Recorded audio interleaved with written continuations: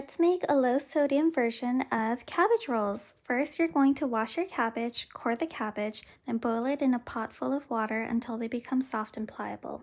In the meantime, dice your onions and garlic for the filling. I'm using a Mueller dicer to dice 1 onion and 7 cloves of garlic. For the sauce, I'm using a whole can of San Marzano tomatoes.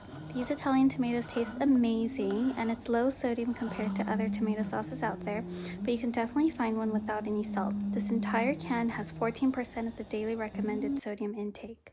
Take out your baking pan and crush the tomatoes with your hands to create a base layer.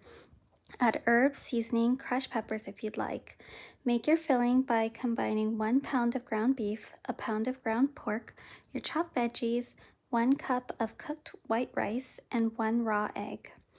I like to put on some gloves and mix it thoroughly with my hand. We call this hunmat in Korean.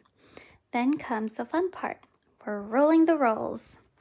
I believe every culture has its own way of creating cabbage rolls. Now you may have noticed I added lots of dry herbs and seasoning in the meat filling with no salt to keep this dish low sodium. This recipe was modified courtesy of our dear friend Stephanie, whose friend is on a low sodium diet. But feel free to add as much salt and pepper as you'd like in the previous step when making the meat filling if that's your preference. For convenience, I like to cut the tough stems on the bottom when I roll and wrap.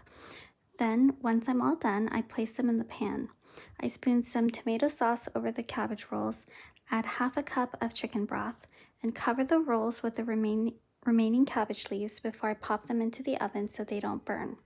Bake them in the oven for 350 degrees for about 60 minutes. While it's baking, make the topping sauce by blending the remainder of the San Marzano tomatoes in the can, some garlic cloves, chicken stock, and a pinch of salt in the blender, then simmer on the stovetop. Once your cabbage rolls are ready, remove the cabbage leaves covering. You can have some right now and freeze the remaining portion. Spoon some of that simmering tomato sauce over the cabbage rolls and enjoy. Bon appetit!